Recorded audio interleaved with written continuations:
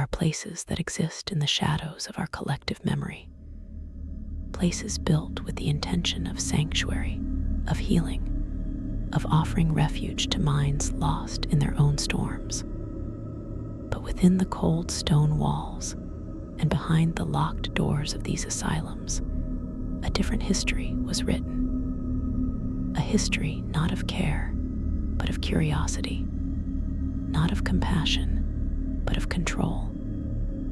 This is a history where the most vulnerable human beings, the confused, the frightened, the different, were transformed into subjects. Their bodies and minds became the canvas upon which doctors, driven by ambition, ideology, or a twisted sense of progress, painted their darkest experiments. Welcome to history's dark lullabies. Tonight, we descend into the archives of medical horror. We will bear witness to the 10 most terrifying experiments ever conducted within asylum walls. These are not simple stories of malpractice. They are chronicles of systematic, often state-sanctioned, torture performed under the guise of treatment. They are a permanent stain on the history of medicine and a chilling reminder of what can happen when ethics are abandoned and human beings are reduced to objects of study.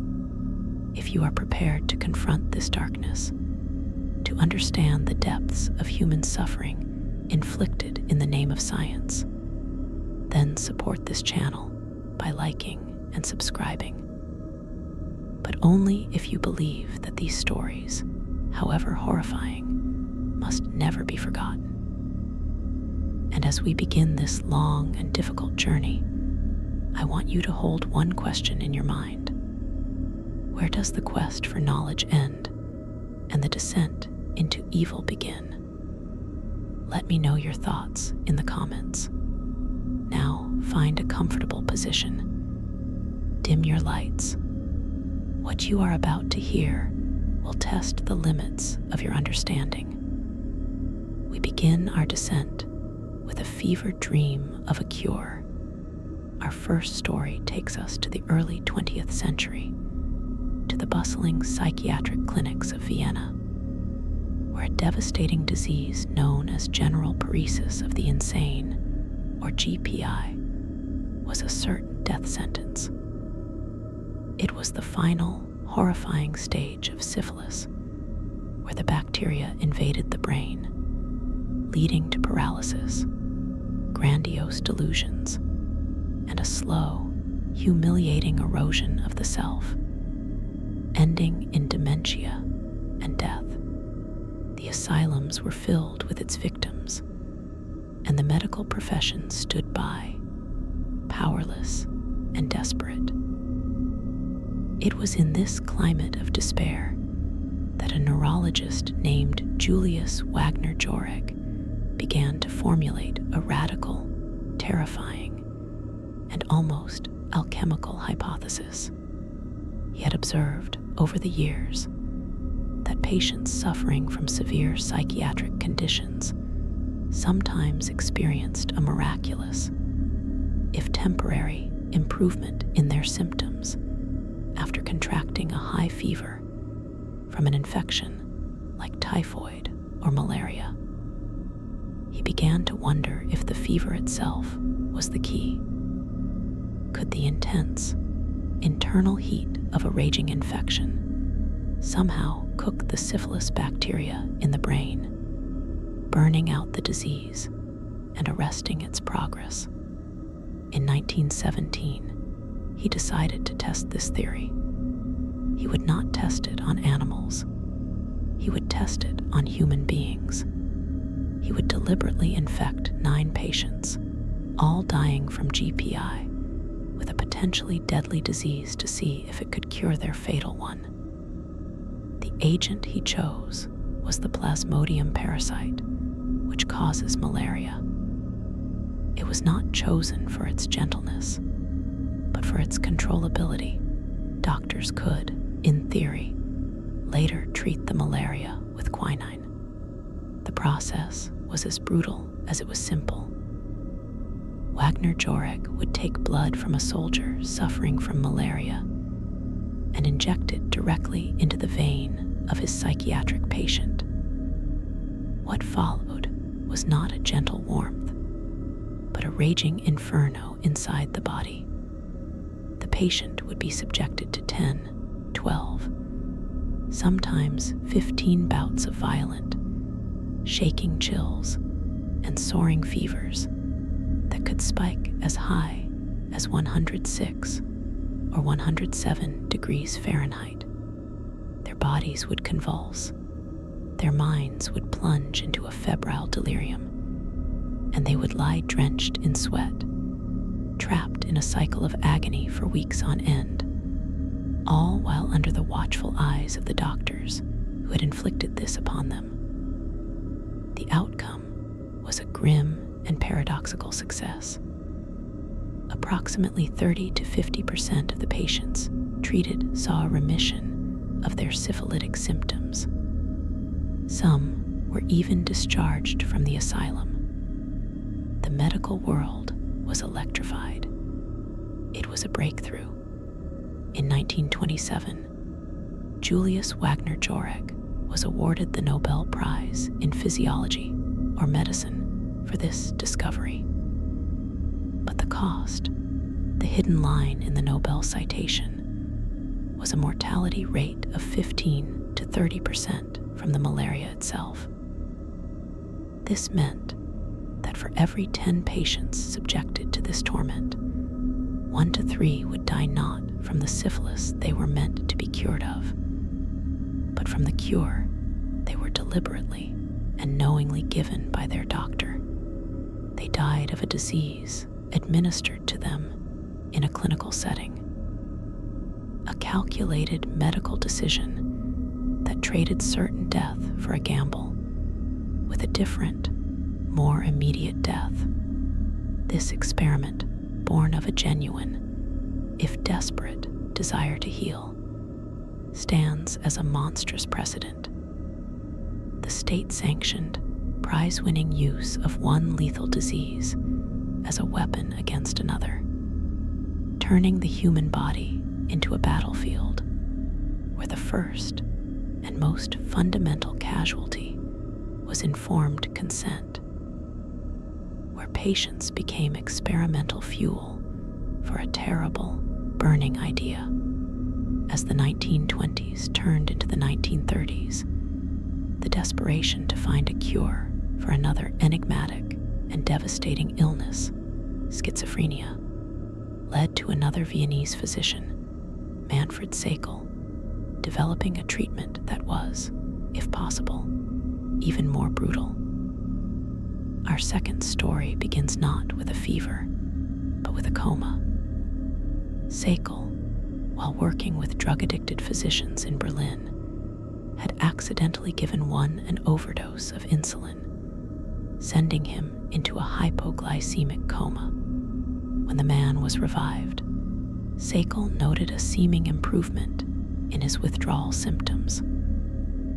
A dark and dangerous seed was planted in his mind. He began to experiment, deliberately inducing comas in patients diagnosed with schizophrenia. He developed a brutal, weeks-long regimen. Patients would be injected with large and ever-increasing doses of insulin. This would deliberately send their blood sugar crashing into dangerous territory. They would experience intense sweating, profound confusion, and violent seizures before finally plunging into a deep, profound coma, a state indistinguishable from being on the very brink of death. They would be kept in this comatose state for hours. The therapy was to induce between 50 to 60 of these comas per patient. The wards where this was practiced were scenes from a living nightmare. Rows of patients would lie in beds, all simultaneously slipping into the twilight world of insulin shock. The air would be thick with the sounds of labored breathing, the thrashing of seizures, and the moans of the unconscious. Nurses and doctors would move among them like ghosts, monitoring their vital signs, waiting for the precise moment to intervene before a coma turned fatal. The revival process was itself a violent and invasive procedure, often involving the forced administration of a sugary solution through a nasal tube directly into the stomach. The theory, if it can be called that, was that this profound neurological shock would somehow reboot the brain, jolting it out of its psychotic state and wiping the slate clean. Reports from the time described success, but the definition was loose and the long-term follow-ups were poor. What is undeniable is the immense, protracted suffering and the staggering risk. Patients frequently experienced permanent brain damage from the repeated oxygen deprivation caused by the comas and seizures. The mortality rate was estimated to be as high as 5%. For decades, this practice was a cornerstone of psychiatric treatment in hospitals around the world, a testament to the terrifying principle that if you bring a patient close enough to death, over and over again, you might somehow scare their illness away. It was a calculated, medicalized form of torture, performed thousands of times on desperate, non-consenting individuals who had placed their trust in the hands of their physicians, only to be subjected to a cycle of near-death experiences, all in the name of a cure that was as elusive as it was destructive. If insulin coma therapy was a systemic shock to the entire biological system, then our third story represents a targeted physical strike at the very seat of human personality. The lobotomy, and specifically the transorbital lobotomy, popularized by the American neurologist Walter Freeman, represents one of the most barbaric and widely accepted medical crimes of the 20th century. Dissatisfied with the complexity of the standard prefrontal lobotomy, which required drilling burr holes into the skull, Freeman sought a procedure that was faster, cheaper, and could be performed on an industrial scale to address the overwhelming populations in state mental hospitals. In 1946, he unveiled his innovation, a procedure so crude and violent it defies belief.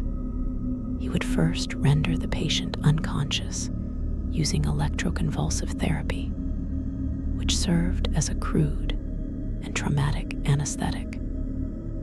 Then, he would take a sharp, pointed instrument, not unlike an actual ice pick, though he later used a purpose-built tool called an orbitoclast, and insert it above the patient's eyeball.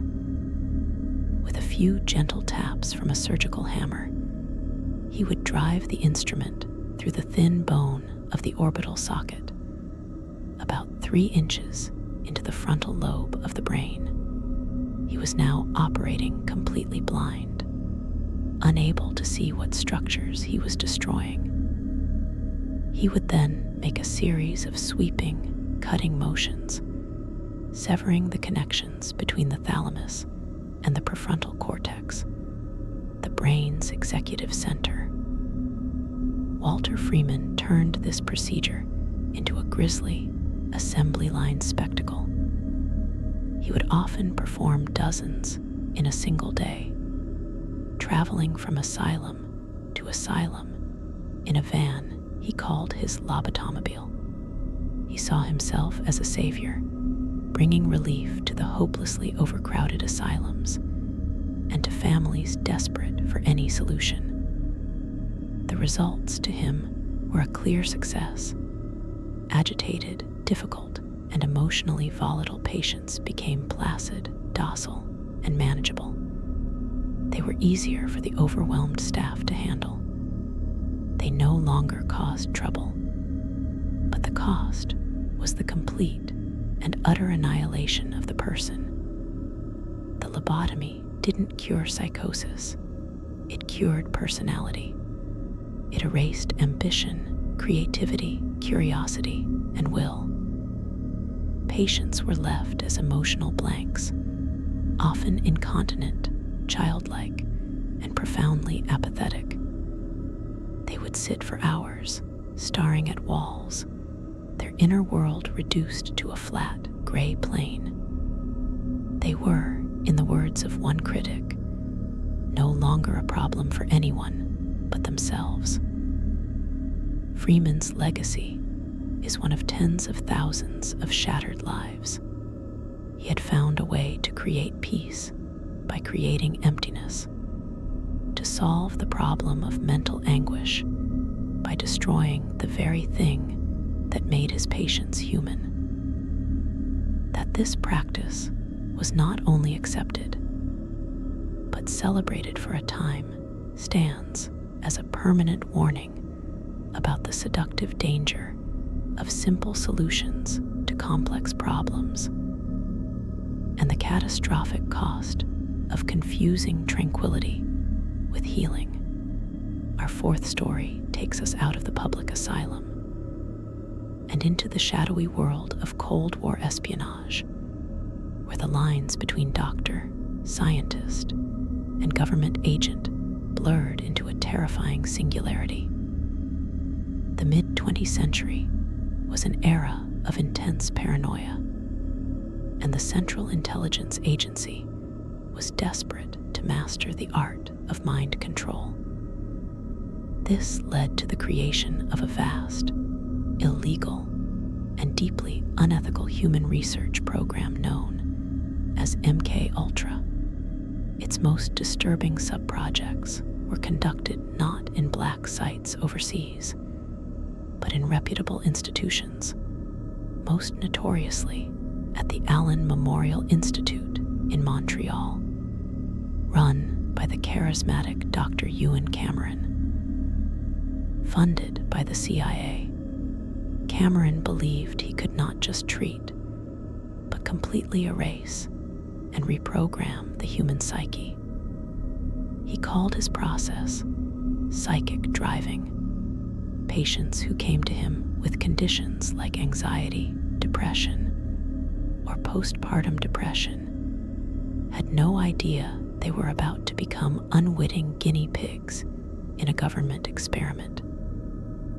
Cameron's regimen was a multifaceted assault on the self.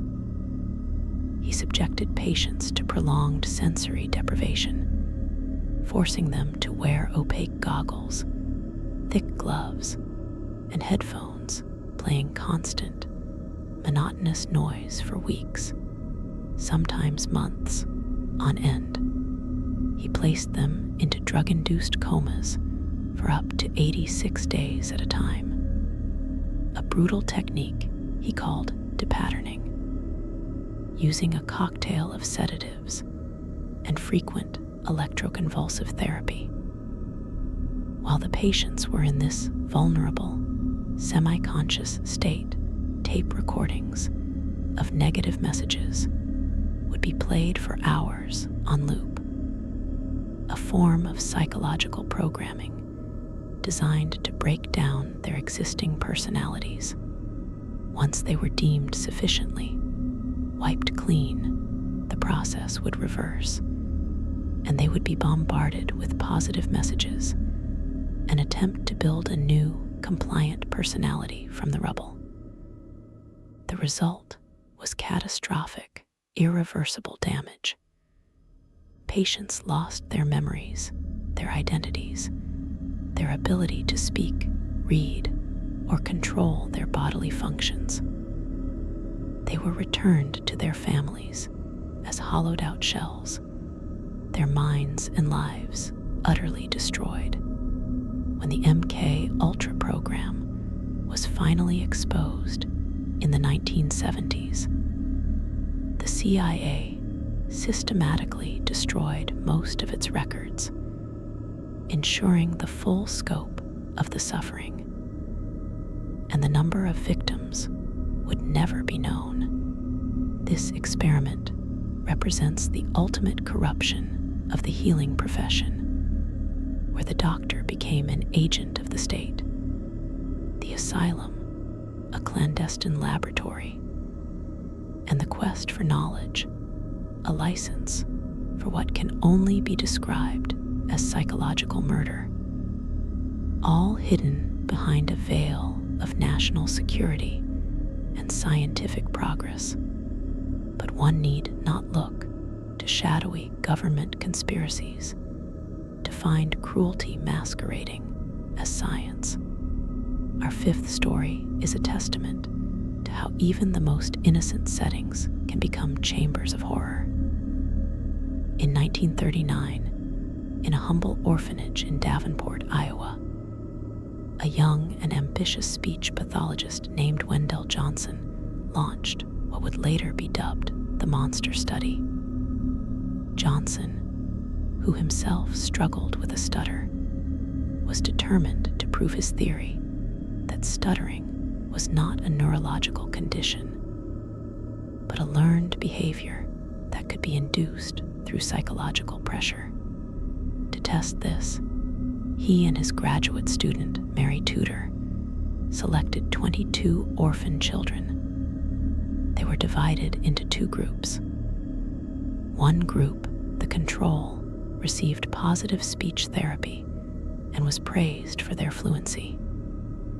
The other group, the experimental subjects, became victims of a relentless and calculated psychological assault. These children, who spoke perfectly normally, were told they were stutterers. Every slight hesitation, every repetition normal for a developing child, was seized upon and criticized. They were told to watch their speech, that they were developing a serious problem, that they must stop speaking so poorly. The effect was immediate and devastating. The children in this negative therapy group became anxious, withdrawn, and painfully self-conscious. They began to develop genuine speech pathologies, their natural fluency shattered by the constant negative reinforcement and the terror of being wrong. They had been psychologically tortured to prove an academic point.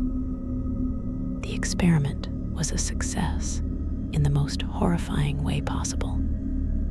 It proved that stuttering could be induced in normal children. But the cost was the childhoods of those 22 orphans. The study was so morally repugnant that Tudor herself was racked with guilt for the rest of her life, and it was hidden away, never published. Its full, damaging extent only came to light decades later, revealing a legacy of lifelong psychological scars for its unwitting subjects. The Monster Study serves as a chilling reminder that the white coat is not a guarantee of goodness, and that the desire for academic acclaim can sometimes justify the destruction of the most vulnerable among us. The horrors we have witnessed so far, the fever cures, the induced comas, the ice picked to the brain, the mind control experiments, the psychological torture of children, are but the first layer of this nightmare. The history of these institutions is a deep and dark we have only just begun to plumb its depths. The pursuit of order, of control, of a simplistic solution to the profound mystery of mental illness led to practices that were not merely misguided, but were systematic, institutionalized cruelty. We continue our descent. Our sixth story is one of confinement, of the weaponization of isolation itself. For centuries, within asylum walls, seclusion and physical restraint were not merely last resort measures for managing violent outbursts. They were studied, formalized, and prescribed as therapeutic treatments in their own right. The underlying theory was deceptively simple. By isolating a patient from all external sensory input, or by physically immobilizing their body, you could break the chaotic cycle of their madness and force a state of calm. This was not a hidden, punitive abuse, but a documented and studied medical practice. Patients diagnosed with mania, hysteria, or schizophrenia would be locked away for weeks, months, or in some tragic cases, even years, in bare, padded cells. These rooms were often devoid of any feature: no windows, no furniture, no personal effects. The goal was sensory deprivation, to create a void so absolute that the internal storm of the mind would have nothing to feed upon, and would, theoretically, subside. The psychological toll of this was catastrophic. Human beings, starved of social contact, stimulation, and sensory feedback, would often deteriorate further, descending into profound hallucinations, catatonia, or uncontrollable rage. Alongside seclusion, a vast arsenal of restraint devices was developed and employed. The most infamous of these was the tranquilizer chair, designed by Benjamin Rush, a founding father of the United States, and a physician hailed as the father of American psychiatry. In this device, patients were strapped into a wooden chair, their head locked in a cage-like box, their arms and legs secured with leather straps, and a bucket placed beneath them for waste. They would be left in this position for endless hours, completely immobilized. The theory was that this would reduce sensory input and calm the irritated nervous system. In reality, it was a tool of profound physical and psychological domination, a method of enforcing docility not through understanding or medication, but through the utter subjugation of the body and the systematic crushing of the human spirit. These practices, which we would now recognize as torture, were for generations considered cutting-edge psychiatric treatment. A chilling example of how the architecture of care itself can be perverted into an instrument of relentless control, pushing the human body even closer to the absolute brink of death, was the foundation of our seventh story. The deep sleep therapy practiced most notoriously by Dr. William Sargent in the United Kingdom and later, with even deadlier consequences, by Dr. Harry Bailey at the Chelmsford Private Hospital in Sydney, Australia. This therapy was based on a terrifyingly simplistic premise that the brain, if placed into a prolonged state of deep rest, could somehow reset itself, erasing the pathological patterns of mental illness. The process involved placing psychiatric patients into a barbiturate-induced coma for weeks, and in some cases, even months at a time. Patients were rendered unconscious with massive doses of drugs, fed through nasal tubes, and kept in a state of suspended animation. The wards where this was practiced were eerily silent, save for the sound of labored breathing, ghostly galleries of the living dead, their bodies preserved, while their minds were plunged into a chemical abyss. The risks were monumental. Patients were highly susceptible to pneumonia, blood clots, and severe bed sores. Many suffered irreversible brain damage from the constant, profound sedation. The line between a therapeutic sleep and a terminal sedation was perilously thin, and it was crossed with horrifying frequency. At Chelmsford, it is estimated that dozens of patients died as a direct result of deep sleep therapy, with many more left with permanent physical and cognitive disabilities. The practice was a monstrous gamble with human life, a testament to the dangerous and arrogant belief that if a little rest was good, then a near-death slumber, a chemical mimicry of death itself, must be the ultimate cure. It was medicine playing God with the very flame of life, a practice that treated consciousness as the enemy and oblivion as the solution. Perhaps the most chillingly systematic and premeditated of all asylum experiments was our eighth story, the widespread, state-sanctioned program of forced sterilization that targeted those deemed unfit to reproduce, driven by the pseudoscience of eugenics, which gained terrifying popularity in the early 20th century. Laws were passed across the United States, in Canada, across Scandinavia, and in many other nations, allowing for the compulsory sterilization of asylum inmates, the so-called feeble-minded, the epileptic, the promiscuous, and those with hereditary illnesses. This was not a handful of rogue procedures performed by fanatical doctors. It was a mass social movement, a surgical solution to a perceived social problem, endorsed by governments, academics, and public health officials.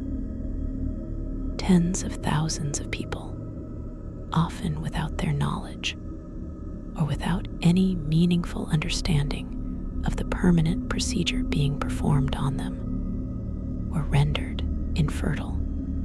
Vasectomies for men and tubal ligations, or even hysterectomies for women, were performed under the guise of public health, economic efficiency, and the greater good of the gene pool. The victims were almost exclusively those who could not fight back, the institutionalized, the poor, the disabled, and minorities. Their voices were silenced by their conditions and their powerlessness. This program represented the ultimate violation of bodily autonomy, a cold, clinical, and wholesale effort to shape humanity by preventing the unworthy from passing on their genes. It was a policy that saw human beings not as individuals with rights, but as vessels for genetic material that could be judged and discarded. This dark shadow of the same ideology that would fuel the horrors of the Nazi Holocaust was not a European aberration. It was practiced extensively and legally throughout the democratic world. A stark reminder that the tools of medicine can be easily twisted into instruments of social cleansing. When empathy is replaced by a cold, utilitarian calculus, while Walter Freeman became the public face of psychosurgery, he was building upon a foundation that had already been legitimized by the highest scientific authorities. And this brings us to our ninth story, the wider, global world of psychosurgery, pioneered by Egas Moniz. It was Moniz, a Portuguese neurologist, who first developed the prefrontal leucotomy in the 1930s, drilling holes into the skull and severing the white matter connections in the frontal lobes. For this, he was awarded the Nobel Prize in Physiology or Medicine in 1949. This award tragically and decisively legitimized the practice, sending a generation of surgeons around the world scrambling to adopt and refine it. This led not only to Freeman's transorbital ice pick method, but also to a host of other, even more targeted and destructive procedures. Surgeons performed bilateral cingulotomies, targeting the cingulate gyrus in an attempt to treat severe anxiety and obsessive-compulsive disorder. Others performed amygdalotomies, destroying parts of the brain's amygdala in an effort to control aggression. Capsulotomies, thalamotomies, the list is long and horrifying. Each of these procedures was a permanent, irreversible alteration of the brain's complex and delicate wiring, a shot in the dark based on a crude and incomplete understanding of neuroscience. The results were wildly unpredictable. While some patients saw a reduction in specific, debilitating symptoms, a devastating number were left with the classic lobotomy outcome: profound apathy, a loss of executive function, blunted emotional capacity, and a destroyed personality. These were not precise medical interventions. They were crude acts of neurological vandalism, a desperate and destructive assault on the very organ that makes us who we are. The Nobel Prize given to Moniz hangs over this entire history like a dark star, a chilling reminder that the endorsement of the most prestigious institutions is no guarantee of ethics or humanity, and that the quest for a dramatic cure can sometimes lead the medical profession down a path of irreversible, sanctioned brutality. And we must confront our 10th and perhaps most insidious story, an experiment that reveals how the entire institution of psychiatry could be perverted to enforce social control and pathologize basic human desire.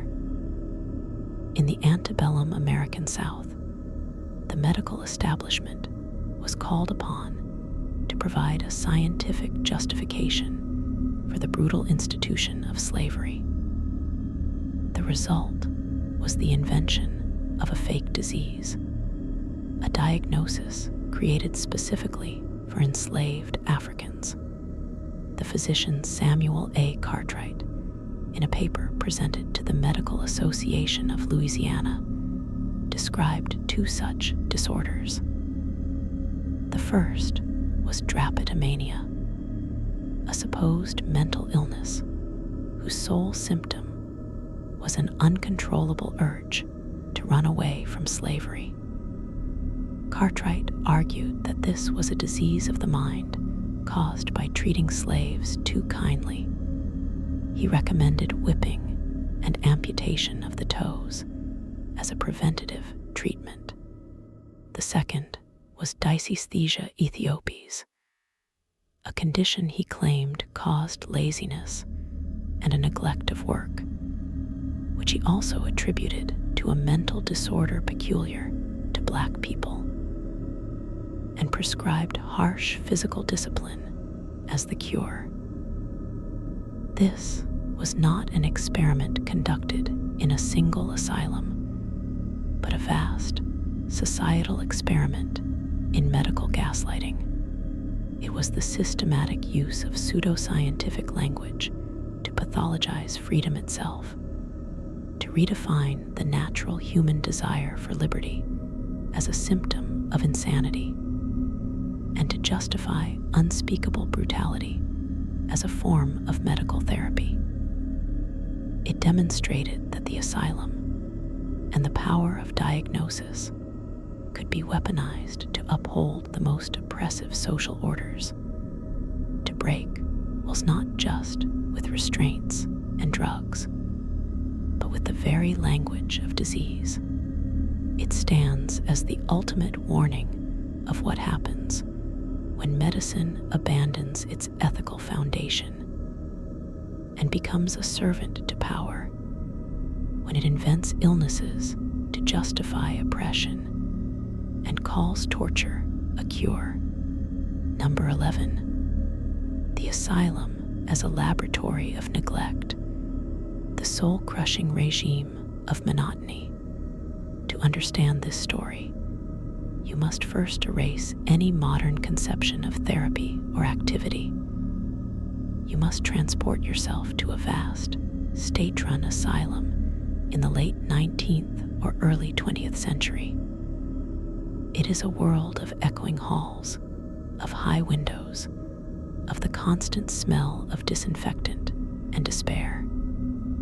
You are a patient. Your diagnosis is less important than your presence.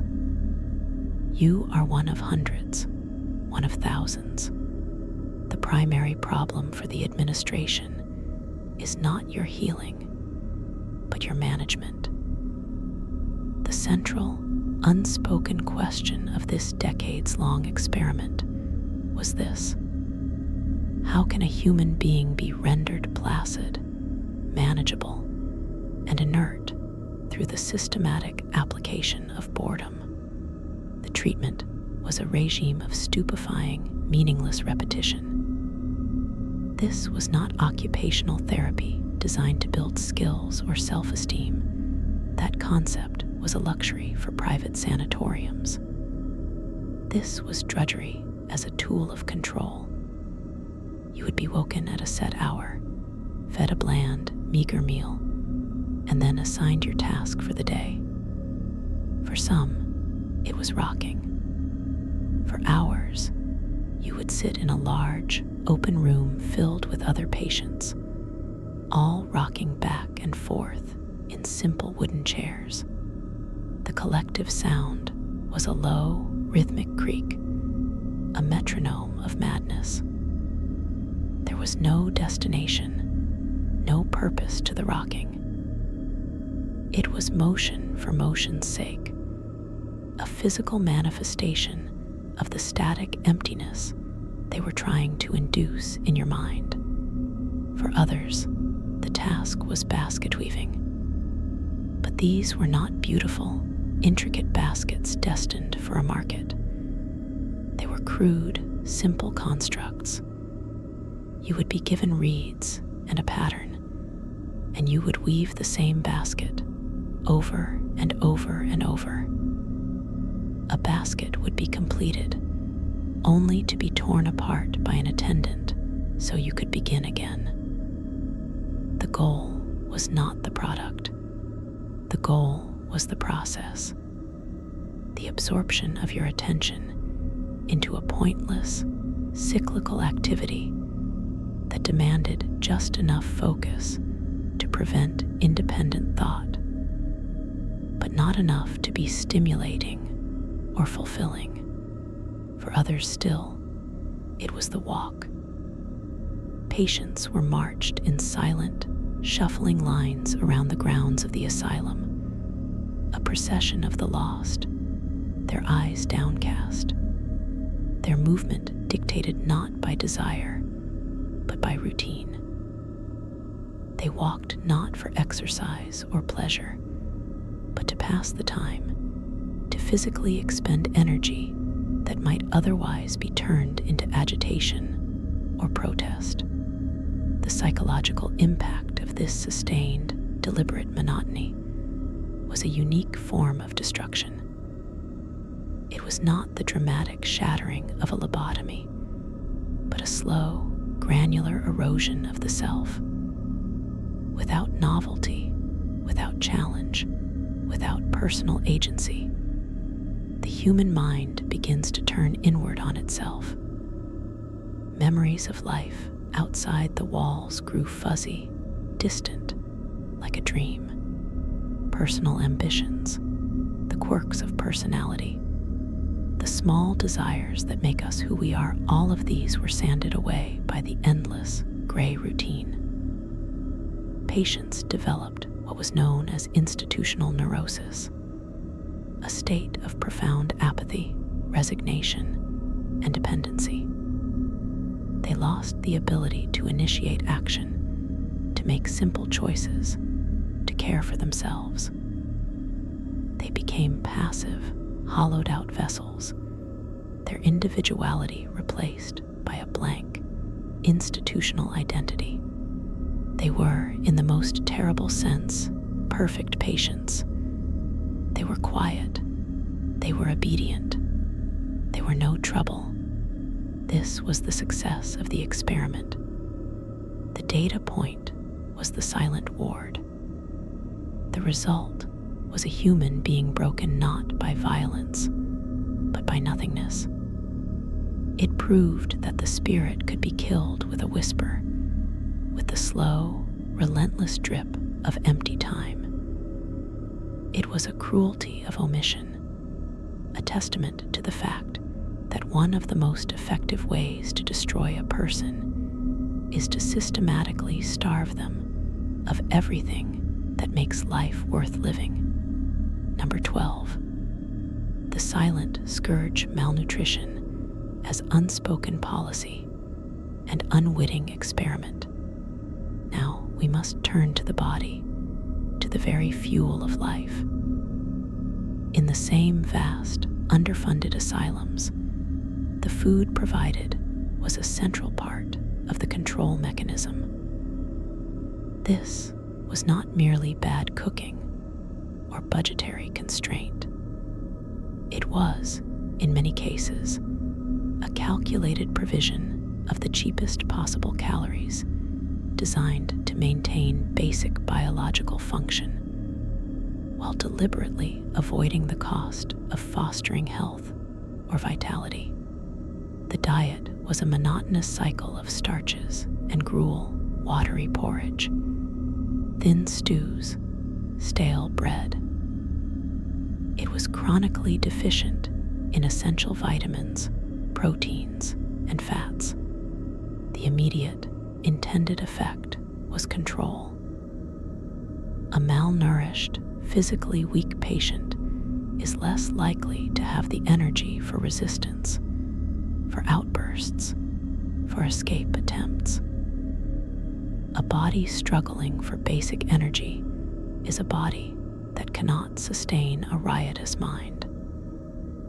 This was understood, if not explicitly stated in the ledgers, but a far more sinister, unwitting experiment was taking place. The doctors and staff, many of whom were genuinely trying to understand the myriad symptoms they saw, were in fact observing and documenting the effects of prolonged vitamin deficiency on the human nervous system without ever realizing they were the cause of the very pathologies they were studying. Patients already suffering from schizophrenia or mania would develop new, terrifying symptoms. They would become disoriented. Their memories would fail. They would develop raw, scaly dermatitis on skin exposed to sunlight. Some would become paralyzed, their limbs growing weak and uncoordinated. Others would exhibit a peculiar, uncontrolled movement of the eyes, or descend into a state of profound confusion and aggression. The physicians, their vision narrowed by their diagnostic paradigms, would see this not as pellagra, a disease caused by a lack of niacin and tryptophan or beriberi, caused by a lack of thiamine. They would diagnose it as a new, more severe phase of the patient's original insanity. They would meticulously record these new symptoms in the patient's chart, seeing them as data points in the natural progression of madness. The treatment for this worsening condition was often more confinement, more restraint, or a more aggressive application of the era's brutal physical therapies. They were, in effect, conducting a massive, uncontrolled, and tragically misinterpreted nutritional study. The asylum became a laboratory where the effects of starvation on the brain were laid bare. The twitching, paralyzed, and delirious patients were the living proof, the human subjects in an experiment they never consented to, an experiment whose results were meticulously recorded but catastrophically misread. The true horror lies in the realization that for decades, the medical understanding of mental deterioration was grotesquely contaminated by the silent, iatrogenic scourge of institutional starvation. Number 13, the pedagogy of terror, fear, and humiliation as clinical tools.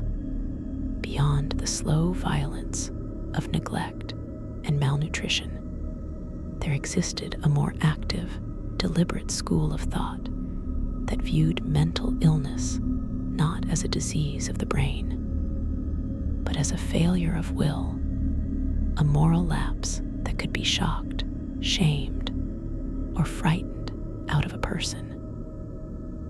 This philosophy transformed the asylum into a theater of psychological terror, where fear itself was the prescribed treatment. One of the most common practices was the surprise immersion, or the cold douche. A patient, particularly one deemed hysterical or manic, would be going about their day when, without warning, they would be seized by attendants, stripped, and plunged into a bath of ice-cold water, or placed under a powerful, shocking deluge from a hose. The theory was that the sheer, violent shock to the system would jolt the patient out of their irrational state and back to their senses. The experience was one of pure, primal terror, a gasping, panicked struggle for air, the seizing of muscles in the freezing water, the utter vulnerability and violation of the act. It was not a cure, it was a punishment, a demonstration of raw power designed to break the will through the infliction of overwhelming physical fear. Another instrument of terror was the rotational chair. Patients would be strapped into a chair, often with a hood over their head, and then spun at high velocities. The goal was to induce extreme vertigo and nausea, to disorient the mind so completely that its errant patterns would be scrambled. The patient would vomit, lose consciousness, and awaken confused and physically devastated. Proponents believed this reset the brain. In reality, it was a brutal form of torture that left patients with lasting trauma and a profound fear of their caregivers. Perhaps the most insidious practice was was the use of public humiliation as a corrective tool. Patients who exhibited behaviors deemed undesirable sexual expression, anger, grief, would be made into examples. They might be forced to wear signs around their neck detailing their sins. They would be put on display during rounds, their symptoms pointed out and discussed in front of other patients and medical students as if they were a specimen in a jar. Their personal letters, their private delusions, would be read aloud for mockery or clinical analysis. This was a systematic experiment in behavioral conditioning through shame. It was based on the hypothesis that a person could be socially embarrassed into sanity. The data collected was the visible cringe of a patient, their downward glance, their silenced voice. This was seen as progress. This practice systematically destroyed the trust between patient and physician, teaching the individual that their inner world was not a private sanctuary, but a public exhibit for judgment and ridicule. It reinforced the core message of the asylum, that you are not a person to be understood, but a problem to be corrected, and that your very self is a source of shame. Number 14. The human harvest, forced labor, and the industrial asylum. To comprehend the scale and chilling logic of this practice, you must first banish any notion of the asylum as a purely clinical space. By the late 19th century, many public asylums, particularly in the United States and Europe, were conceived as farm asylums. They were built on vast tracts of land, intended to be self-sustaining communities. This was not born of a pastoral ideal of healing, but of a grim fiscal reality. State legislatures were reluctant to fund these sprawling institutions adequately. The solution was to make the asylum pay for itself, and the currency was the unpaid labor of its inmates. The day began not with a doctor's rounds, but with a foreman's whistle. Patients, regardless of their diagnosis, be it profound depression, schizophrenia, or what was then termed feeble-mindedness, were roused from their beds and organized into work gangs. They were not asked, they were assigned.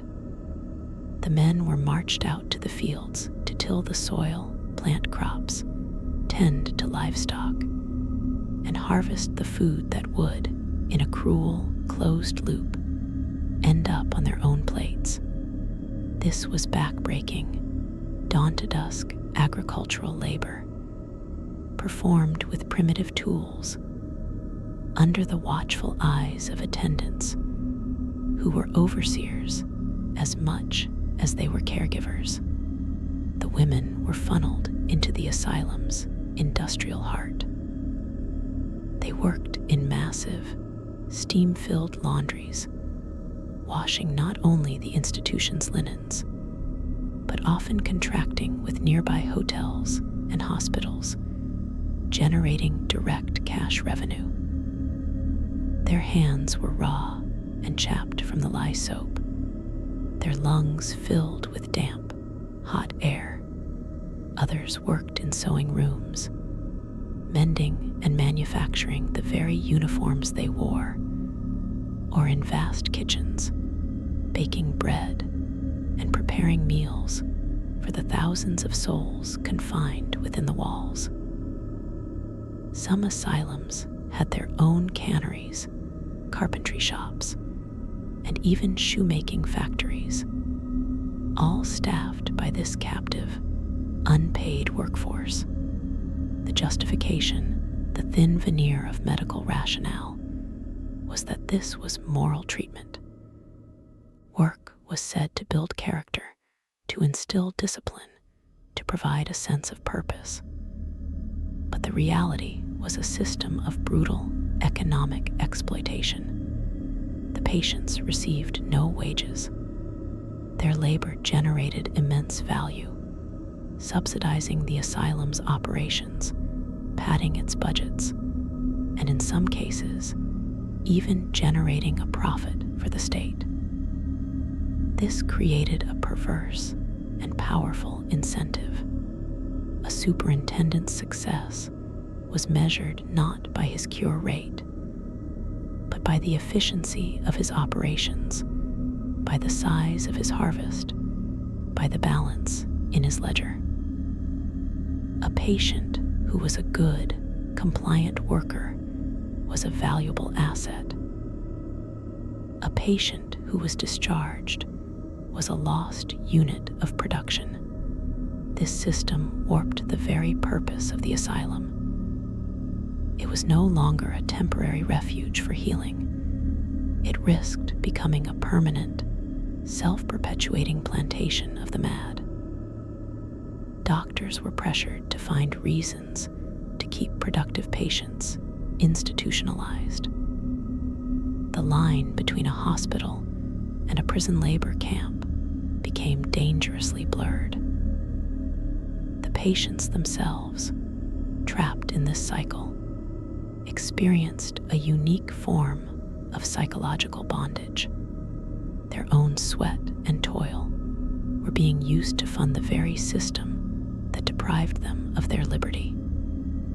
They were complicit in their own confinement, their labor building the walls higher around them. This was not therapy.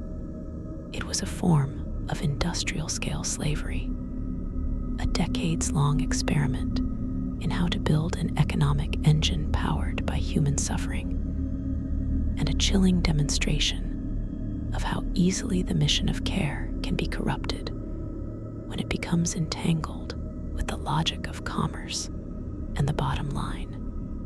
Number 15. The chemical straitjacket, pharmacological recklessness, and the sedated ward.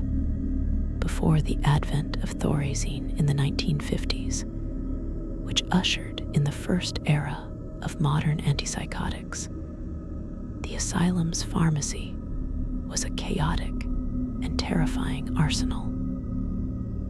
The primary goal was not nuanced chemical intervention to restore mental balance, but simple, blunt force sedation.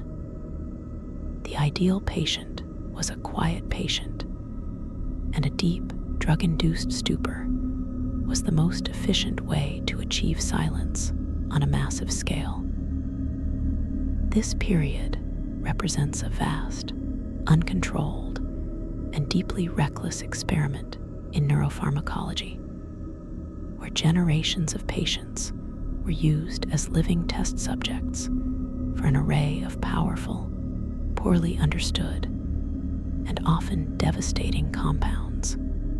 The most common tools were the barbiturates, drugs like phenobarbital and sodium amytal. These were not carefully dosed for individual need. They were dispensed en masse, often mixed into food or drink, to entire wards. The result was a landscape of the heavily sedated. Patients would spend their days in a groggy, shuffling haze, slumped in chairs or lying in their beds, their minds clouded, their movements slow and uncoordinated. They were physically present, but mentally absent, their consciousness chemically suppressed. The wards were quiet, but it was the silence of a chemical graveyard. The long-term effects were catastrophic. Patients developed profound dependencies, their bodies and minds adapting to the constant presence of the drug. Withdrawal could trigger life-threatening seizures or psychotic breaks worse than the original condition. Overdoses were common. leading to respiratory depression, coma, and death, often misattributed to the patient's underlying weakness or disease. Alongside barbiturates, other chemical agents were deployed with terrifying abandon. Formaldehyde, a foul-smelling and corrosive liquid, was a favored sedative. It was so volatile that the breath of patients reeked of it, and stories abound of patients bursting into flame if they got too close to a lit cigarette. Bromides, a class of sedative salts, were widely used and led to a condition known as bromism, a toxic psychosis characterized by confusion, hallucinations, slurred speech, and skin rashes, symptoms that were, of course, often mistaken for a worsening of the patient's original madness, leading to even higher doses in a vicious, iatrogenic cycle. This was not medicine. This was chemical crowd control. Doctors observed the effects, the sedation, the addiction, the toxic psychoses, the neurological damage, and these observations became part of the medical literature. But they failed to see the true cause. They were documenting the toxic side effects of their own treatments, using their patients as the medium. The data point was the tranquilized ward. The successful outcome was the absence of noise. The human cost was the loss of years, of cognitive function, of the very essence of self, drowned in a chemical soup. It was a grand, tragic experiment that proved the nervous system could be silenced with chemicals, but at the cost of the person who inhabited it.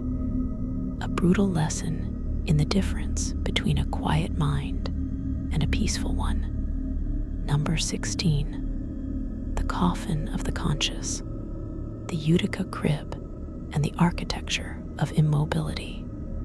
While drugs could cloud the mind, and labor could exhaust the body, the asylum's most literal and visceral tool of restraint was the Utica crib. To understand its horror, you must visualize it not as a medical device, but as a piece of furniture designed for a specific, chilling purpose: to bury a living person without the finality of death. Patented in the 1840s at the New York State Asylum in Utica, it was essentially a bed-sized wooden box, resembling a child's crib, but with a hinged, slatted lid that could be latched shut from the outside.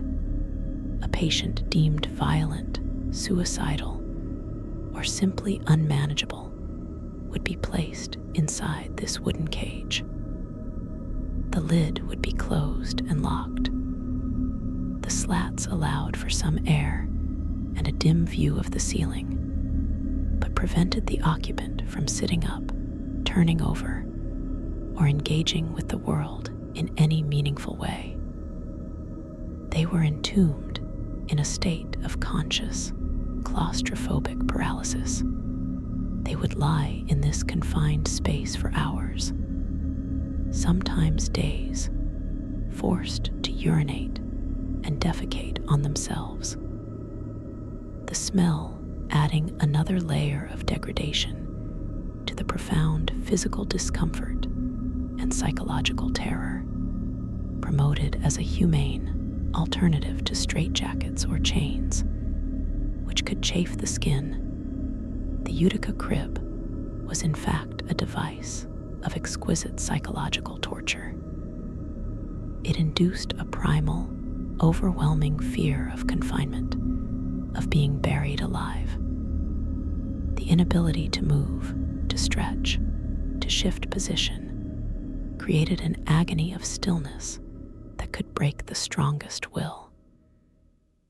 It was a tool of absolute power, reducing a human being to a state of infantile helplessness.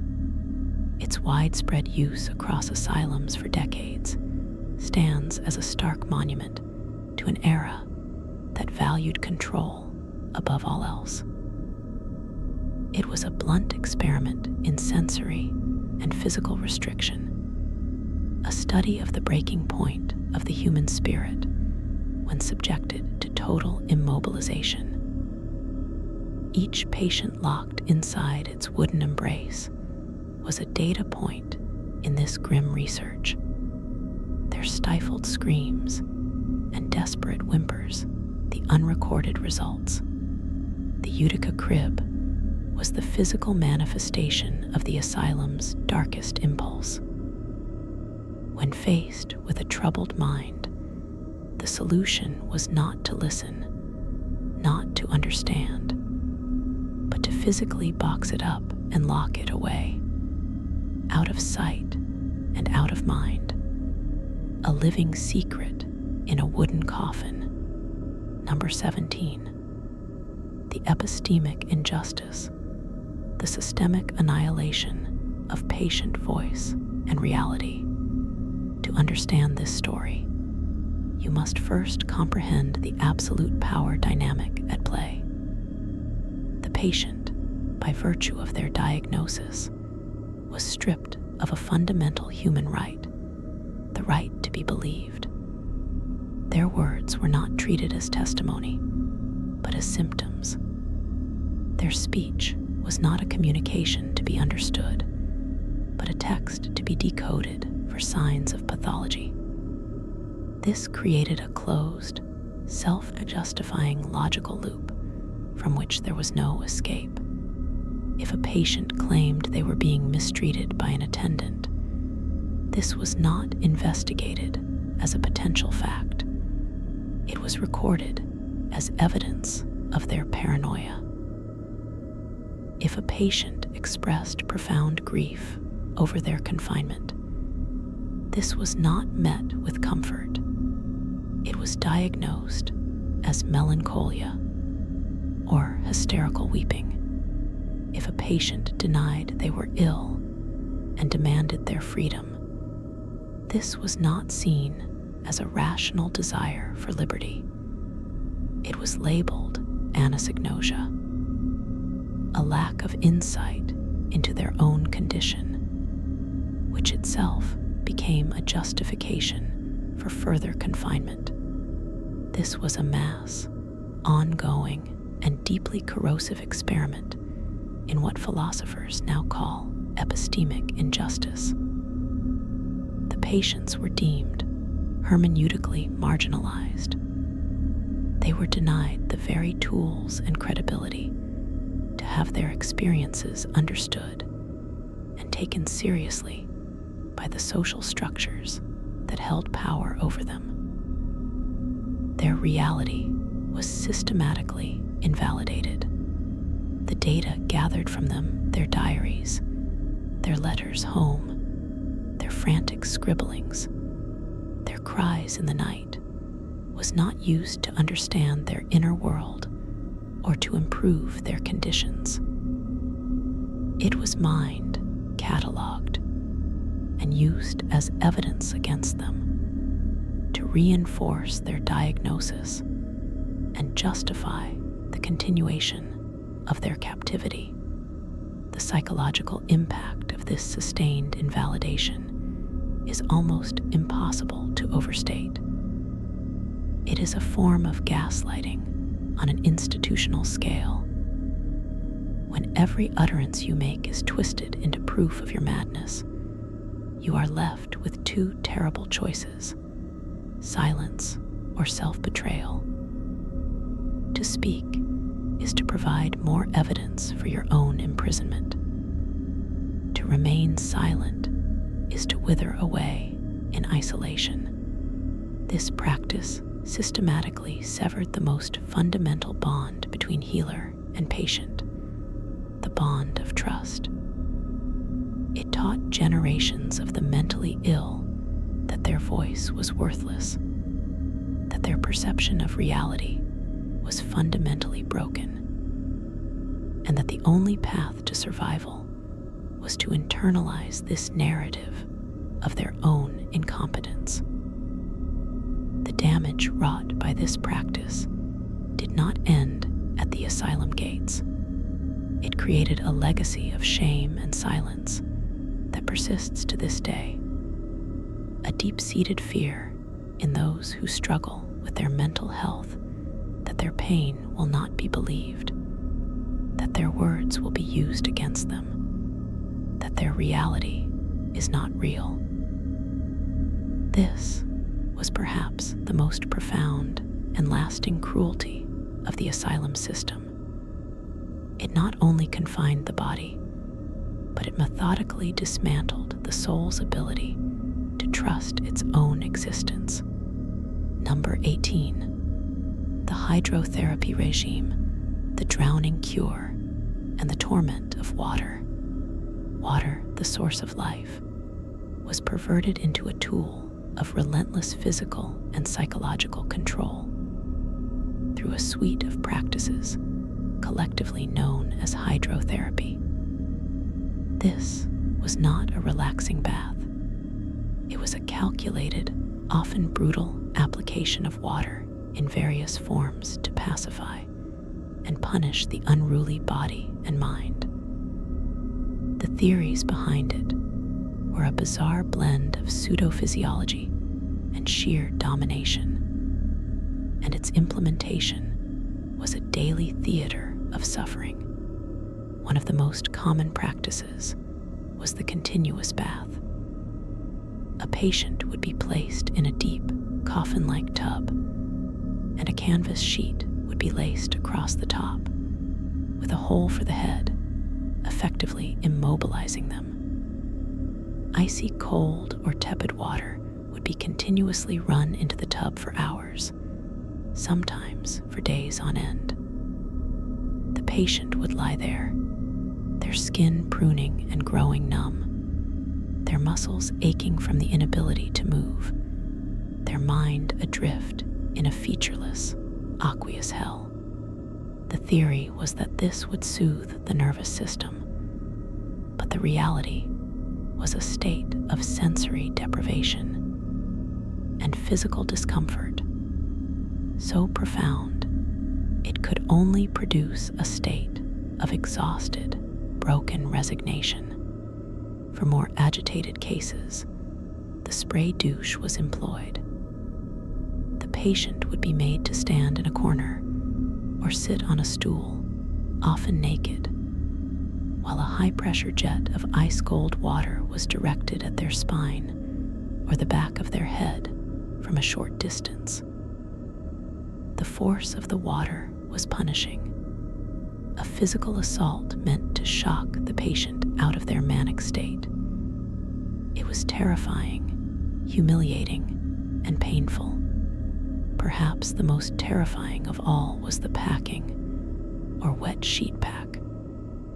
A patient would be wrapped, mummy-like, in sheets that had been soaked in ice water. They would then be wrapped in several dry blankets.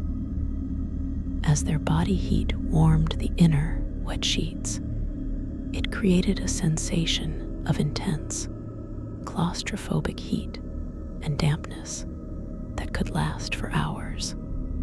The pressure of the wrappings was immobilizing, and the psychological effect of being utterly confined and helpless, coupled with the bizarre thermal sensations, was a potent recipe for terror and disorientation. These were not rare or exceptional punishments.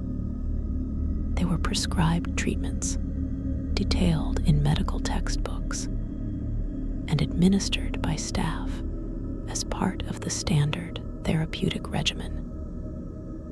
The asylum became a hydrotherapeutic laboratory, experimenting with the effects of temperature, pressure, and immobilization on the human nervous system. The success of a treatment was measured by the patient's subsequent docility, They were broken not by reason or compassion, but by the relentless, draining application of water in its most unforgiving forms. It was a practice that demonstrated how easily an element essential for life could be weaponized to induce a state of helpless, shivering submission. Number 19. The electrical panacea, the proliferation of shock and its many horrors. Long before electroconvulsive therapy, ECT was refined and used with anesthesia and muscle relaxants. Electricity was wielded in the asylum as a terrifying and versatile tool of punishment and control, based on the simplistic and brutal belief that a jolt of current could reset a malfunctioning brain. The landscape of electrical treatment was a chaotic and horrifying one, far exceeding the bounds of what we now know as ECT. The most infamous device was the electroconvulsive therapy machine itself, used in its unmodified form. Patients received powerful electrical currents directly to the temples without any anesthetic or muscle relaxants.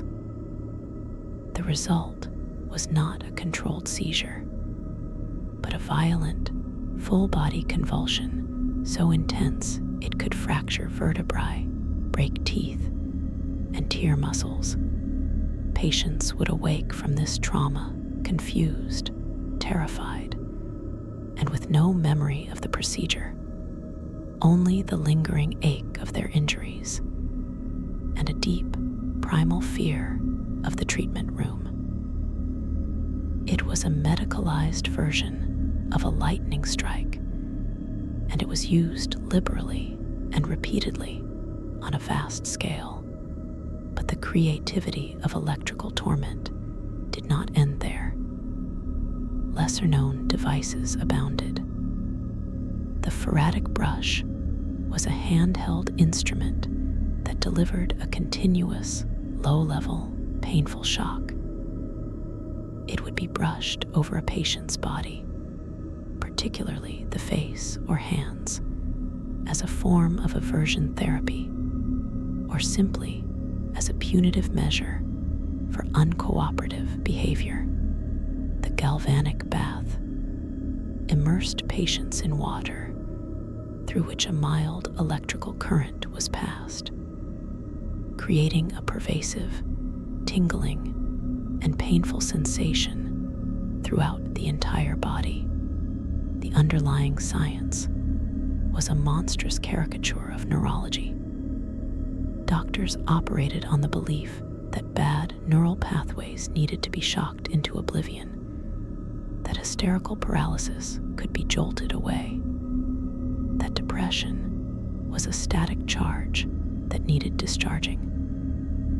The asylum became a grand, gruesome laboratory for testing the effects of electricity on human behavior and cognition. The data was the patient's flinching body, their cry of pain, their subsequent state of stunned silence.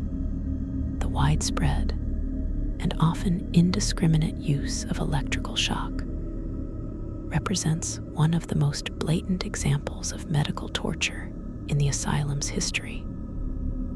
A period where the raw power of electricity was harnessed not to heal, but to dominate, to punish, and to break the will through the infliction of overwhelming and terrifying physical pain.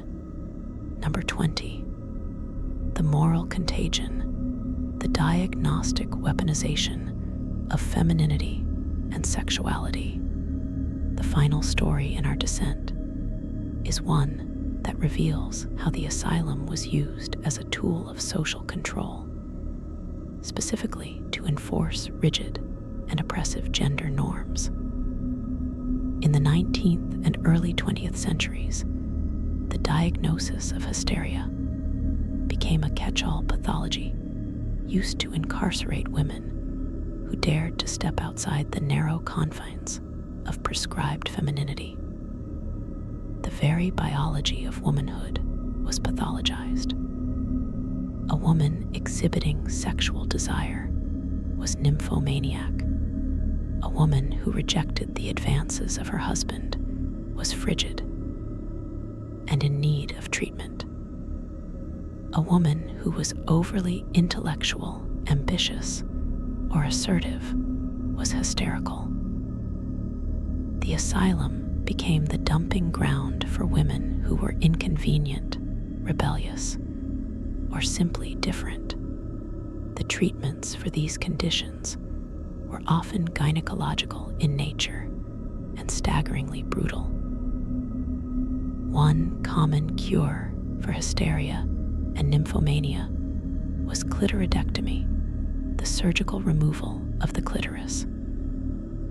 This was performed to extinguish female sexual pleasure, which was seen as the root cause of their mental disturbance.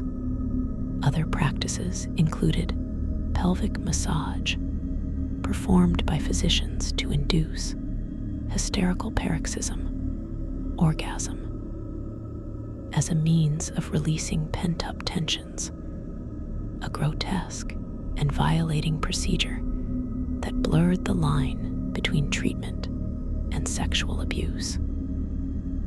For more general hysteria, the rest cure was prescribed, popularized by Dr. S. Weir Mitchell.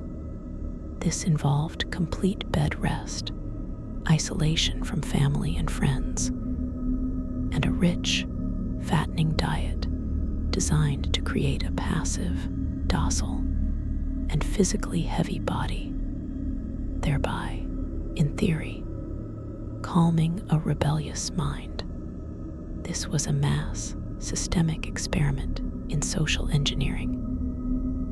The asylum was the laboratory where deviance from gender roles was pathologized and brutally corrected. The data point was a compliant wife, a silent daughter, a woman who no longer troubled the social order. The lives destroyed were those of countless women whose only crime was to possess a personality, an intellect, or a sexuality that did not conform to the stifling expectations of their time. This practice stands as a stark reminder that the asylum was never a neutral scientific space.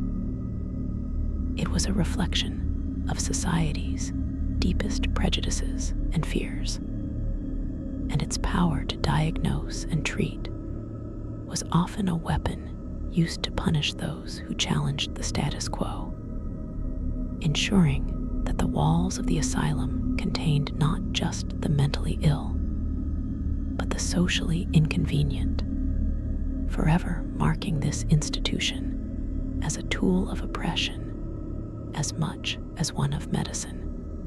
Number 21. The legacy of lost names, the systemic erasure of identity, and the creation of the case number.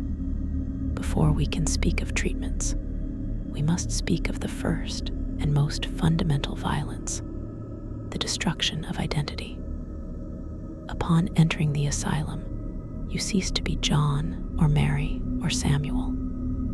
You became case 2847. Your personal clothing was taken away and replaced with a uniform, often coarse and ill-fitting, erasing your personal taste and socioeconomic background. Your personal effects, a locket, a letter, a book, were confiscated. Your hair might be cut short in a standardized fashion, a practice justified as hygienic, but which served to further homogenize the population. Your name was rarely used by staff. You were referred to by your diagnosis or your room number. This was not an administrative convenience. It was a deliberate, systematic process of de-individuation. The goal was to break your connection to the person you were outside the walls. The man who was a father, a carpenter, a lover of poetry was now the paretic in Ward C. The woman who was a mother, a gardener, a singer was now the hysteric in the restraint chair. This erasure was the necessary precondition for all that followed. It is difficult to inflict brutal therapies upon a person, upon John. It is far easier to perform them upon a case file, upon a diagnosis, upon 2847. This systematic stripping of identity was the first and most profound experiment of the asylum. An inquiry into how quickly and thoroughly the human spirit could be unmoored from its sense of self, proving that before you can control a mind, you must first destroy its name. Number 22. The architecture of despair. How walls, locks, and bars were themselves the experiment. The very bricks and mortar of the asylum were not passive containers. They were active components of the therapeutic, or rather, anti-therapeutic regime.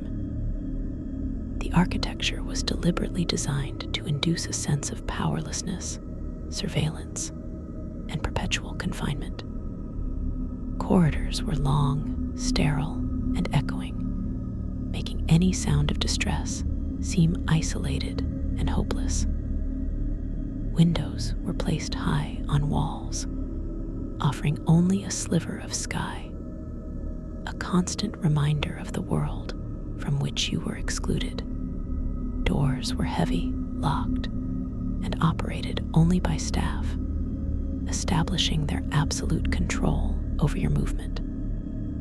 The panopticon design, inspired by prisons, was employed in some institutions, with a central monitoring station from which all wards could be observed. You never knew if you were being watched, so you internalized the gaze of your captors, policing your own behavior.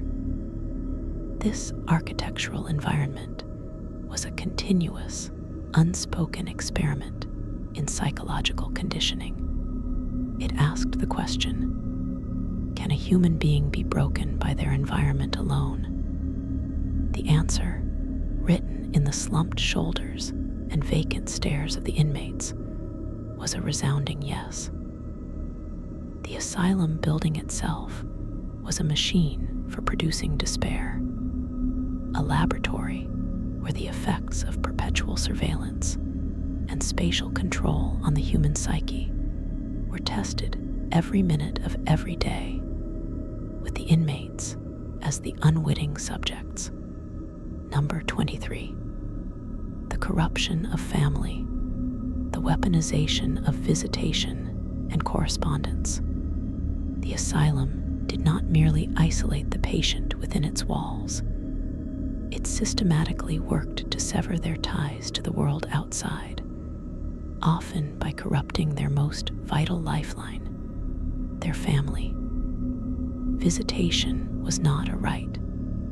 It was a privilege that could be, and often was revoked as punishment for uncooperative behavior. When visits were allowed, they were often supervised, their conversations monitored, their physical contact limited. This turned what should have been a moment of comfort into a strained, artificial performance for the benefit of the staff. Even more insidiously, patient correspondence was not private. All letters sent and received were read by asylum staff. Letters expressing discontent, describing poor conditions, or pleading for release were often confiscated and destroyed. Letters from families expressing concern might be withheld from the patient if the staff deemed them agitating. In some cases, doctors would even write letters to families themselves, impersonating the patient to assure them that all was well and that the patient was content and improving. This was a deliberate, systemic experiment in the destruction of social bonds. It sought to answer, how completely can a person be isolated from their support network? The result was a profound, manufactured loneliness. Patients, cut off from the validating love of their families, became more dependent on the institution, more vulnerable to its narratives, and more broken in spirit.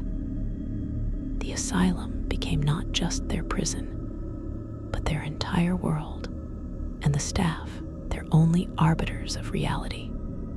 Number 24. The post-mortem harvest, the autopsy, as the final, non-consensual experiment. The ultimate violation often occurred after death. Autopsies were routine, and consent from the deceased or their family was rarely, if ever, sought. The bodies of asylum inmates were treated as a final resource, a harvest of pathological data. The brain of the melancholic was dissected in search of the physical seat of sorrow. The nervous system of the hysteric was probed for anatomical flaws. The goal was to find the physical proof of the diseases they had diagnosed in life, to validate their theories and treatments posthumously. This practice turned the morgue into the asylum's most truthful and most terrible laboratory. Here, in the cold silence, the final experiment was conducted. It was an experiment that sought to find madness in the flesh, to reduce a lifetime of suffering, often exacerbated by the institution itself, to a lesion, a tumor, a malformation. In doing so, it committed the final act of dehumanization, transforming a human being, even in death, into a mere specimen, a collection of tissues to be labeled and stored in a jar. Their humanity erased one last time in the name of a science that had failed them in life. This post-mortem exploitation stands as the final, chilling testament to the asylum's view of its inhabitants, not as people, but as puzzles to be solved, even if it meant disassembling them after they had already been broken. Number 25. The economy of cruelty. How underfunding and overcrowding became a de facto experiment in suffering. To understand the 25th story, you must first abandon any notion of the asylum as a place where medical decisions were made in sterile, clinical isolation. The single greatest determining factor in the daily experience of millions of patients was not a doctor's diagnosis, but a state legislature's budget. Chronic, deliberate underfunding, coupled with legally mandated admission policies that flooded asylums with the unwanted, the elderly, the epileptic, the developmentally disabled, the socially inconvenient, created a perfect storm of human misery. Wards designed for 50 patients housed 200. 2 attendants were responsible for the care, feeding, and control of 100 souls. The result was not merely poor care. It was a catastrophic, system-wide experiment in the effects of radical neglect on the human condition. The data from this experiment was written in the bodies of the patients. With too few staff to assist them, incontinent patients were left for hours in their own waste, leading to painful, flesh-eating sores and chronic infections. With kitchens stretched beyond capacity, the nutritional value of food plummeted, silently exacerbating the pellagra and beriberi we have already discussed. With no time for individual attention, the sole therapeutic tool became the sedative dispensed not to treat, but to chemically pacify an overwhelming population into a manageable silence. This was not a failure of the system. In a grotesque way, it was the system. The success of a superintendent was measured by his ability to maintain a semblance of order with criminally insufficient resources. The experiment was this: what is the absolute minimum investment required to keep a human being alive, contained, and quiet? The answer, played out over decades, was a level of suffering so profound it defies measurement. It proved that a society could build institutions to warehouse its unwanted, and through the simple, cruel arithmetic of underfunding and overcrowding, transform those institutions into factories of despair, all while maintaining the public fiction of providing care. Number 26. The theatrics of cure, public demonstrations, and the performance of medical power. In the 18th and 19th centuries, the asylum was not a closed world. It was, in part, a public theater. On visiting days, curious citizens, aspiring physicians, and even tourists would pay to walk the wards and observe the lunatics. More chillingly, doctors would often stage public demonstrations of their cures. A patient, often a young woman diagnosed with hysteria, would be put on display. The physician, before an audience of his peers and the public, would perform a magnetic treatment, administer an electrical shock, or induce a hypnotic trance. The goal was to demonstrate the physician's power over the chaotic female body and mind, to provide a visible, dramatic narrative of madness being subdued by scientific authority. This was a live experiment in social control, performed on a vulnerable, non-consenting subject. The patient's distress, her convulsions, her trance state, were not seen as symptoms of her suffering, but as proof of the doctor's prowess. Her body became a public spectacle, her humanity erased for the entertainment and education of the crowd. These demonstrations served a dual purpose. They reinforced the authority of the medical profession, and they provided a terrifying object lesson to the public about the consequences of deviating from social norms. The message was clear: step out of line, and this could be you stripped of your dignity, your autonomy, and your right to privacy, transformed into a living exhibit in the Museum of Madness. This practice weaponized public spectacle, using the shame and terror of the individual to reinforce the social order for the many. Number 27. The colonial laboratory, exporting Western psychiatry and erasing indigenous healing. The horrors of the asylum were not confined to Europe and North America.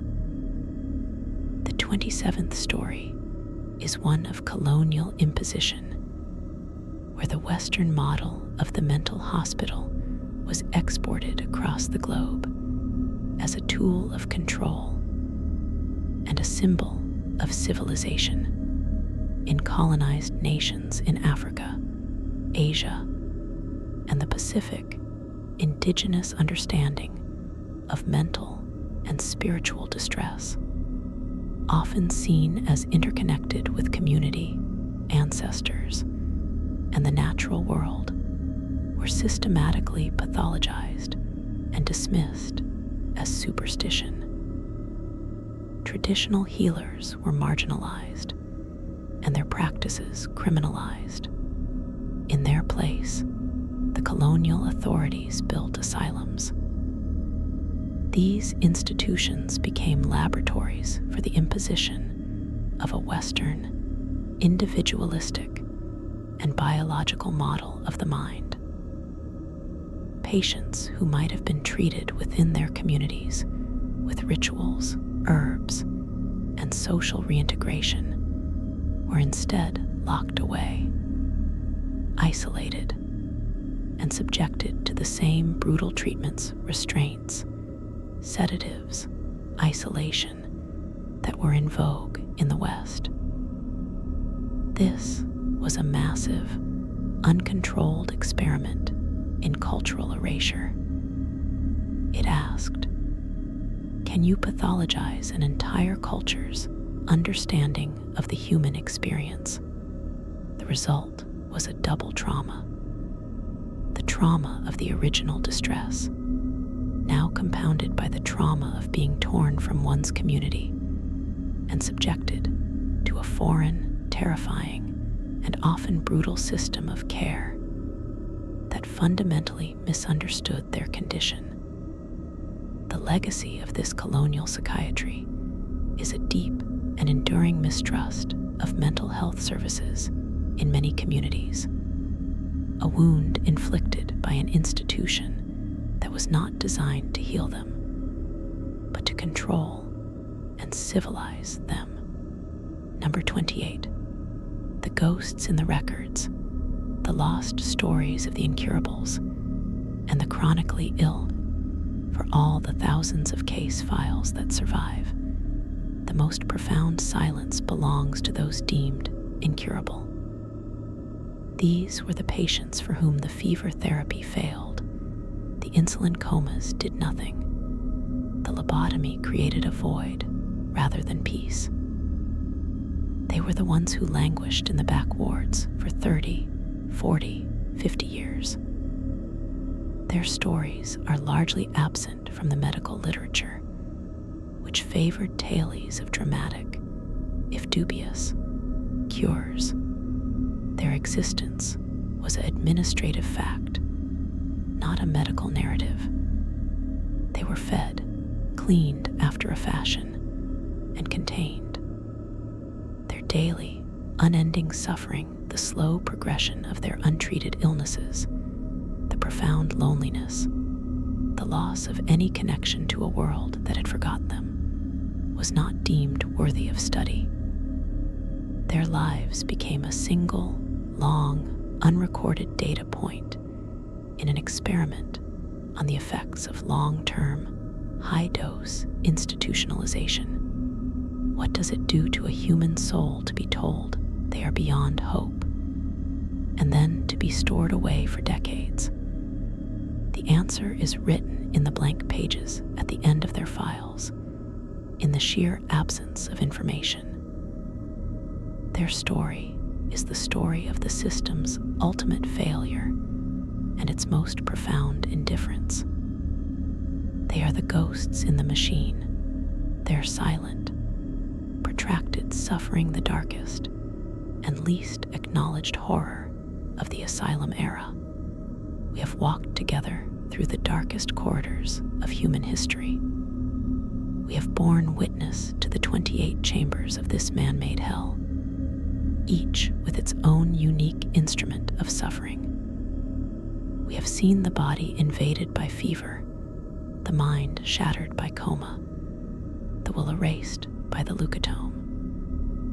We have seen spirits broken by monotony, souls starved by neglect, and realities invalidated by the cold, clinical gaze of a science that had lost its heart. This this is not merely a history lesson. This is a mass grave of the human spirit, and we have been its archaeologists. We have brushed the dust from the Utica crib and felt the chill of its wooden slats. We have inhaled the chemical haze of the sedated ward and heard the phantom echoes of the hydrotherapy rooms. We have seen the ghostly ledger entries that transformed a beloved mother, a witty brother, a gifted artist into case 2847, a subject for study, a problem to be managed. The question that now hangs in this silence, heavier than any door, is not what was done, but why. How could such a vast, systematic architecture of cruelty be built and maintained for so long, often by people who believed themselves to be healers? The answer lies in the most terrifying human failing of all, the capacity for disconnection. It is the chasm that opens when curiosity is divorced from compassion. When the scientific mind becomes so obsessed with the mechanism of a broken mind that it forgets the person living within it. When the drive for order, for control, for a neat and tidy solution overwhelms the messy, complicated, and sacred work of empathy. The doctors who induced malarial fevers saw a disease to be conquered, not a man shivering in delirium. The architects who designed panopticon wards saw a system of efficient surveillance, not a human being starving for a moment of unobserved privacy. The state legislators who underfunded these institutions saw a balanced budget, not the flesh-eating sores that would blossom on neglected skin. This is the ultimate lesson of the asylum. Its true horror was not the iron and the leather, the cold water or the electric current. Its true horror was a philosophical one, the reduction of a human being to a concept, a diagnosis, a number, a specimen. Once that reduction was complete, any atrocity could be justified in the name of treatment, of science, of public safety, of simple convenience. And so, as we stand here in the lingering echo of their suffering, we must ask ourselves the most vital question. Where do these asylums exist today? They do not stand in the same form. The massive state hospitals are largely shuttered, their ruins a monument to a discredited past. But the human impulses that built them, the fear of the other, the desire for simple solutions to complex pain, the tendency to disconnect from that which disturbs us, these have not been eradicated. The asylum exists now in the shadows of our own society. It exists in the stigma that still surrounds mental illness, a stigma born in those wards and carefully cultivated for centuries. It exists in the desperate loneliness of the elderly and the chronically ill, who are too often warehoused and medicated into silence. It exists in our justice systems, where the mentally ill are 3 times more likely to be in a jail cell than a hospital room. It exists in the rhetoric that dehumanizes the homeless, the addicted, the different, allowing us to walk past them on the street as if they were not there. The legacy of the asylum is not just a ghost story. It is a living, breathing warning. A warning that the line between a sanctuary and a prison is perilously thin. A warning that the most dangerous diagnoses are not found in medical manuals, but are are the silent, unspoken ones we assign to those we fear. Unworthy, unfixable, other. But this is not a hopeless ending. For from this profound darkness, a fierce and determined light was born. The entire modern framework of bioethics, informed consent, institutional review boards, patient advocacy, the emphasis on dignity and autonomy was forged in the fire of this failure. These are not abstract concepts. They are living monuments to the millions who suffered without them. Every time a patient is asked for their consent, every time a research proposal is scrutinized for its ethical implications, every time a family advocates for their loved one's humanity, the ghosts of the asylum are acknowledged, and their suffering is redeemed in some small measure. So, what is our responsibility? Having heard these dark lullabies, we must be the keepers of this memory. We must be the ones who refuse to look away. We must carry the weight of this history not as a burden of guilt, but as a compass for our own humanity. When we encounter someone in the grip of mental anguish, we must see a person, not a problem. We must listen to their reality, even when it is uncomfortable, rather than pathologizing their pain. We must challenge systems that prioritize control over care, efficiency over empathy. We must relentlessly question authority, especially medical authority, and demand that it always be tempered by humility and compassion.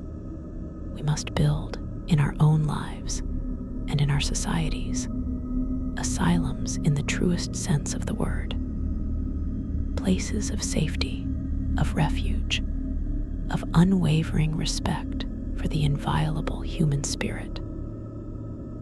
Not places of walls and locks, but places of connection and understanding. The final, haunting whisper from these empty halls is not a curse, but a plea to remember, a plea to see, a plea to never, ever allow the light of one human soul to be extinguished because its flickering was inconvenient or its pattern was unfamiliar.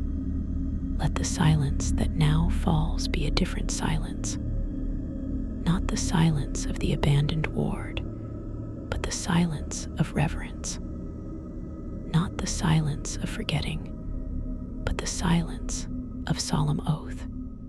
Remember them.